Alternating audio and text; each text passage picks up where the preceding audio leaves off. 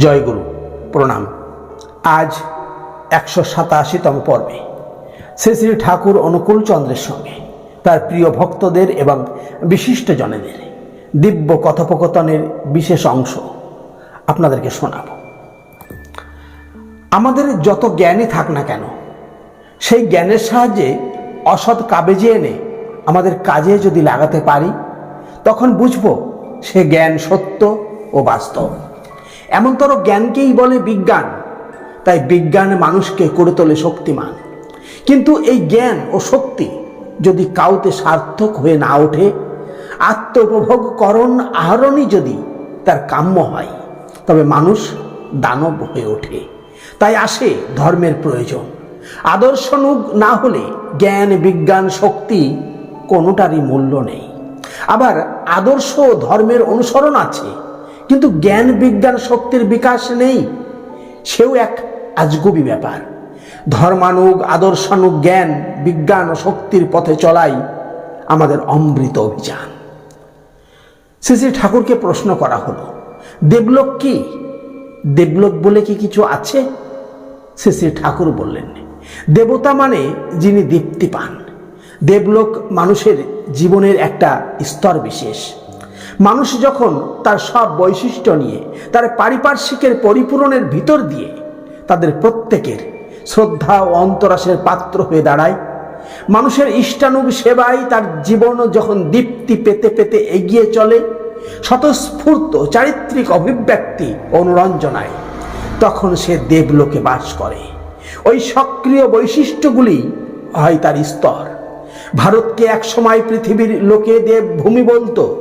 তার মানে ভারতবর্ষে যেসব লোক বাস করত, তাদের বেশিরভাগ লোকের চরিত্রই ছিল দেবপম।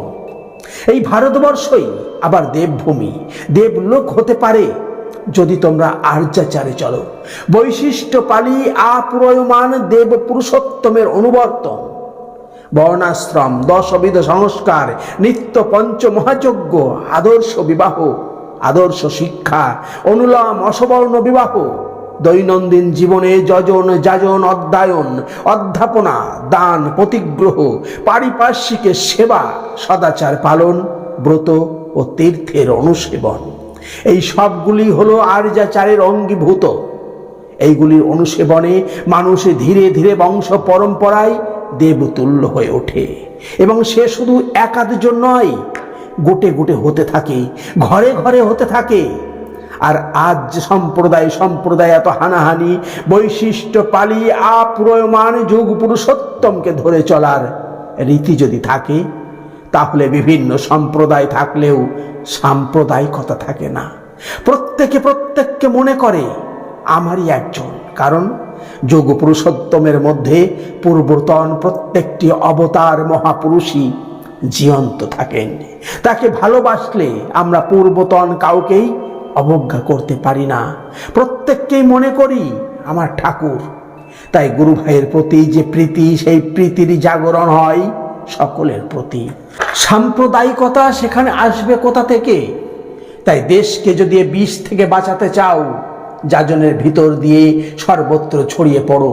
সকলের চোখ খুলে দাও, যাতে শয়তান তার প্রভাব বিস্তার করতে না পারে।